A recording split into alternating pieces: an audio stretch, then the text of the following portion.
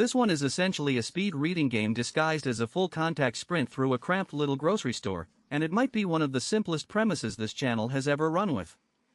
Someone calls out a single letter, and every player scatters in a different direction trying to be the very first person to grab any item on the shelf whose name starts with that letter. First person back with a valid match keeps racking up points, and eventually the overall winner walks away with a prize worth about 1 million dong.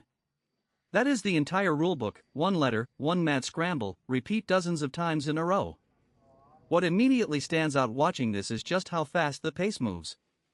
There is barely a second of dead air between rounds, one letter gets called, bodies are already moving before the word even finishes leaving the host's mouth, and within a few seconds someone is racing back waving whatever product they managed to grab first.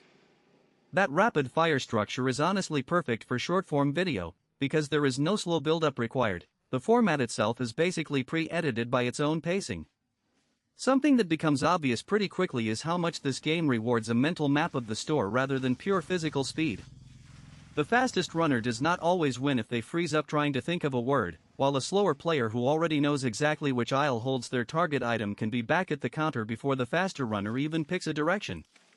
You can see that gap play out constantly, someone sprinting confidently toward a shelf only to hesitate right in front of it, scanning labels while precious seconds tick away, while another player who spotted the same product earlier in the round beats them there without breaking much of a sweat. There is also a nice layer of chaos built into ambiguous letters. Sounds and letters that could apply to dozens of different products send multiple players sprinting toward the exact same shelf at the same time, and what follows is a genuinely funny scramble of hands reaching for the same box, quick negotiating, and the occasional friendly shove to secure whatever counts first. Watching grown adults treat a grocery aisle like a buzzer round on a game show never really stops being entertaining, especially once fatigue starts setting in a few dozen rounds deep and reaction times visibly slow down. By the later rounds you can hear voices getting hoarser, breathing getting heavier between calls, and yet nobody actually wants to slow down because falling behind on points this late in the game basically guarantees a loss. This format also does something clever by keeping the actual objects completely mundane, instant noodles, snacks, basic household items, nothing rare or hard to find. That accessibility means the challenge stays purely about speed and memory rather than luck of what happens to be in stock that day, which keeps every single round feeling fair even as the store gets progressively more picked over and shelves start thinning out.